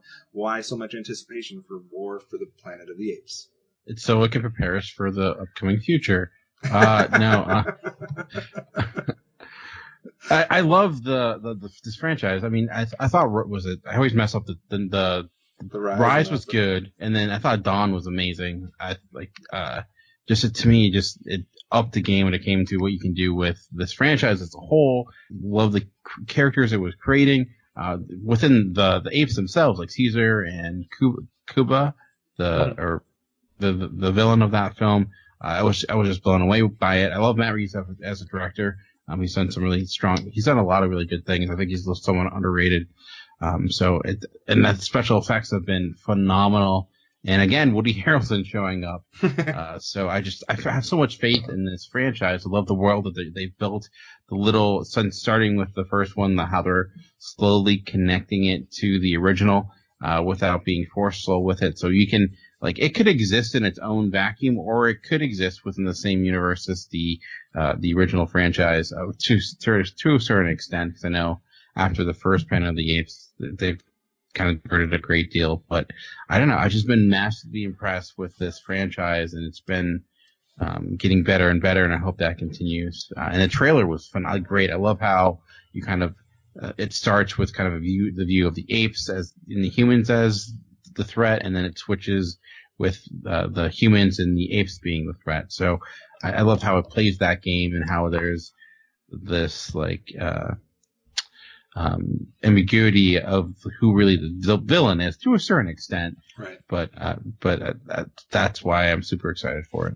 And it never gets old seeing the apes on horseback. So there's a couple things about this one and first of all, if you have not seen Rise or Dawn, please go watch them, because they're definitely worth it, and then you will be excited about this one. And I would even suggest going back and watching the original 5 films, because I did that just recently within the last 5 years or whatever, where we went back and watched all of them, and they're not all good. It's kind of hit or miss. There's half of them that are good and half of them that are bad, and the Mark Wahlberg one is atrocious, but there's definitely a lot of little pieces and elements that you'll pick up on from those films that will make you appreciate just this overall franchise even more. There's so many little subtle hints and details that make this more than just a fun film, which it is. You can just like it for just being a fun adventure and a fun experience, but there's more to it as well. So I'm huge on this one. Amanda, not quite in your top 30 though. No, it was higher up early on, but like I said before, I just found a bunch more films that were really intriguing. This is something I definitely know I'm going to like. It's definitely going to be super well done. So I kind of went with things that maybe were a little bit more surprising to me or new to me. All right, fair enough. Another one that did not quite make all of our lists, Beauty and the Beast, only on 3 of the 4 lists. I will let Amanda go first, because this is her number 1 most anticipated film of the year. Dude, I feel like I've been waiting for this movie forever. It's been talked about, it's been advertised, it's in my Facebook feed every day. The trailers look amazing. I think the characters are looking super great. I'm in love with the original. It was a super gorgeous film. The music was amazing. The story was great. All the characters were so amazing that I want this movie to do really well, and I think with what we've been getting from these live action Disney films, it's definitely possible that we're going to get an amazing film out of this. It looks like it could be the best out of that group, and the casting was also brilliant. It was number 11 on my list. Matt, is number 8 on your list. Just a few comments about Beauty and the Beast from you. 90s nostalgia is where it's at. This is probably my favorite of the Disney animated movies from my childhood. And all of the 3 that you've seen? Yeah, like I said, from my childhood. Dan, not quite on your top 30, but again, a lot of films to choose from. What pushed this one down a little bit for you? I've enjoyed the Disney live action remakes. I really like Jungle Book. Cinderella was good, but it just wasn't something that I'm really clamoring for it again. It's in my top 100 one I'm going to see for sure, but not something I'm really super anticipating beyond just the kind of the novelty of it. But I'm sure it's going to be good. I do think it has looked pretty amazing. I thought the marketing has been strong and the cast is really good. But yeah, besides that, I have nothing really negative to say. It's just some movies Right. I'm more anticipating. For sure. All right, last one that is only on 3 of our list. Again, might be some surprise from the listeners here that it's not on all 4 lists, but that would be Star Wars, and I can now call it The Last Jedi. It's number 1 on my list as far as most anticipated, number 4 on Dan's, number 10 on Matt's. So that means it didn't quite make Amanda's list. I don't think I need to speak too much about this. We talked about it in the box office, and we're all Star Wars fans, so it's something that we're definitely looking forward to. Amanda, I'll let you go then, as why not quite in your top 30? I've already said it. This is something that I'm kind of not sick of seeing, but sick of talking about. It's just something that I feel like we don't need to say anymore. We know that freaking Star Wars is going to be coming out every year. Does it need to be at the top of our list every single freaking year? This one, if they're still good. I don't know. I just wanted some variety. All right, get away from the Star Wars. We won't talk anymore about Star Wars. Do it. We'll do it a lot throughout the year. That means there's only 3 films left to talk about real quickly, and those are the 3 films that were on all 4 of our lists. And obviously, some people might be scratching their heads because we've listed a whole bunch of big films that are not part of this. Number 3 on that list, on all 4 of our lists, would be The Dark Tower. So The Dark Tower, 15 on Amanda, 13 on mine, 29 on Dan's, and 11 on Matt's. Matt, we talked about this a little bit last week too, but why so much anticipation for The Dark Tower? Oh, I'm pretty sure I mentioned it last week, but The Gunslinger is in my top 3 favorite books of all time. I grew up with my parents reading Stephen King, and being not a horror fan, there's nothing for me to grasp there except for the Dark Tower series, and I'm all about Roland and his quartet, and I cannot wait for this movie. I just hope they don't try to roll 7 books into one movie, because fuck that. Agreed. Amanda, any thoughts on Dark Tower? I just think it's gonna be cool to get into this world, and I love anything dark and mysterious and this is dark. And a tower, so I'm down. All right, so equal love on all of our parts for Dark Tower. Another film that made all 4 of our list that we talked about briefly last week would be Blade Runner 2049. 19 on Matt's list, 8 on Amanda's list, 7 on Dan's list, and 3rd on my list. We just rewatched the original Blade Runner a week or 2 ago, and that kind of got my anticipation going. Plus, I love the cast that's involved here, and I remember the name that I had forgotten that we talked about last week. It's not just Ryan Gosling and Harrison Ford, but Jared Leto is in this film as well, so that's kind of a heavy hitter. And I'm all about whatever happens with Blade Runner 2049, whether it's fantastic or whether it's average. I don't know. I don't think it could be average. It's going to be above average. So Blade Runner 2049, very high on my list. Dan, any thoughts on the next Blade Runner film? Yeah, Denny V, showing up again. Mentioned, I loved Arrival last year. I love Sicario. So, if he's making a movie, I'm going to be there. And the trailer's pretty solid as well. So, it's super excited for this. Amanda, any thoughts on Blade Runner? Ryan Gosling, right? All right. So about it. All right. She's about Ryan Gosling. All right. That means there's only one other pick that we all had on our list, and this would be the highest one ranked out of those. It was number 18 on Dan's list, number 9 on Matt's list, number 5 on my list, and number 2 on Amanda's list. If you couldn't tell that we had love for this film when we did our box office and we all had it as basically the highest ranking comic book film, well, we have it here too as our highest ranking most anticipated film, and that would be Guardians of the Galaxy Volume 2. Takes the top spot over everything else. So Amanda, you had this the highest. Why so much anticipation for Guardians of the Galaxy? Baby Groot. Teenage Groot. I know the first Guardians was great. The soundtrack was awesome. The action was there. The humor was on point. I think the camaraderie that was built up and the individual characters too was really great, and I'm excited to get back into it. Matt, final thought on Guardians of the Galaxy. It's like Star Wars with superheroes. It definitely is. So I think we'll all be anticipating that one. And I just real quick, as part of kind of closing this and wrapping this up, because we've named a whole bunch of films that we've anticipated, Dan is also putting together, with my help a little bit, a top 100 most anticipated films that we'll be putting out on the website. So if you're looking to see everything that's coming out that may be of interest, you can scan through that. That'll be up here hopefully in the next week or so. And Dan, I just want to get your thoughts overall on your anticipation level for 2017. We talked about how we felt on 2016. We've talked about what movies might make some money and some of the individual films we're looking forward to. But how are you looking at the year overall? Are you anticipating 2017? Yeah, I think this has a huge potential to make up for last year a great deal.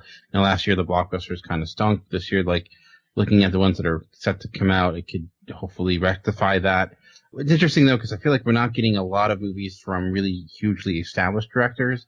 For them, we really didn't talk about, there's no Scorsese. He just made a film, but a lot of like those directors that are up and coming have the potential of being great, but maybe aren't necessarily, the most notable. Like, I feel like last year we had a lot more, or the year before, but that kind of makes me excited because you could have some really breakout stars this year. So I feel like there's a huge variety of movies as every year does allow, but there's a lot anticipating. The fact that we're doing that top 100 and I still had movies that didn't make the cut, that tells me a lot. So yeah. Yeah, there's a lot to look forward to, and I think you nailed one thing on the head, which is the blockbusters this year, I think, have way more potential of actually being received better than they were last year. I mean, obviously I'm happy that we didn't mention Transformers or, obviously the Fast and the Furious, and there is some blockbusters, but those are still going to do well, even if they flop critically. So, I mean, I don't think there's going to be those big misses like we had in 2016. I think there's going to be more that the average is going to be higher. They're going to be batting for a higher average in 2017. And that's not talking about, like you said, all the up-and-coming directors that have some of the smaller or independent films or some of those more unique storylines that are coming out. So I think there's a lot to look forward to in 2017. So my anticipation level is probably higher than it was in 2016. Amanda, where do you sit on the whole scheme of films that are coming out this year? Are you looking forward to going to the theater in 2017? Hells yes, and I think I'm definitely going to be crying a lot less. I think there's a lot more sci-fi and, mystery and some horror stuff that I'm really going to get behind.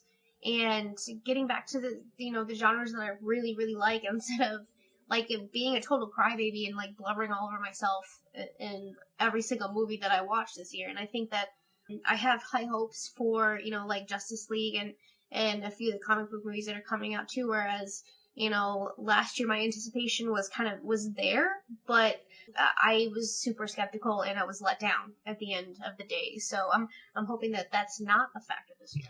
Ton of films that have fantasy or science fiction elements this year. Another ton of films that have some type of thriller or suspense edge to them. So that's kind of an interesting. Not a lot of stuff that came up so far on like biopics or some of this other stuff that we've seen over and over and over these last couple of years. Even coming of age, it seems like there's a less amount in 2017. Not that that's good or bad, but it just seems like we're shifting to a couple different genres that may be taking the center stage in 2017. We'll have to see how that plays out. Matt, it's the slate of films that we've been talking about for 2017 going to get you to the theater a few more times this year. Is it going to be enough to drag you along? I mean, hopefully. Like, I love going to the theater. It just, between not having a good schedule for meeting people, as well as just not being super excited, I didn't go this last year. But I mean, there's at least 10 that I need to see. Like, I gotta see these DC ones. They look way better than last year's. I mean, those ones were bad.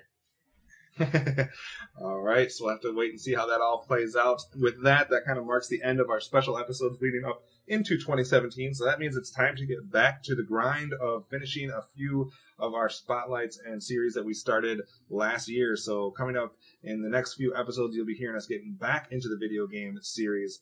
We'll be getting back into the Miyazaki spotlight, and we'll be getting back to reveal the rest of our top 100 films of all time, which should be getting interesting as we get to the other side in the top 50 that we've been waiting to get to. So until then, please go to the website, geekcastradio.com. Leave some comments on the episode post so we can have your interaction there. You can let us know what you like, what you dislike for the films that are coming out in 2017 and what you're most anticipating.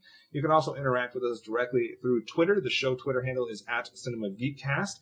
My Twitter is @OptimusSolo. Amanda, your Twitter is @HardCandyMandy, eyes no lies. Dan, your Twitter is And Movie Revolt. And Matt, your Twitter is I'm @FridleySan. And feel free to tweet to any of us, and we will definitely reply to that and have a conversation with you there about anything film or other related. Until then, we will see you next week for another episode of The Cinema Geeks.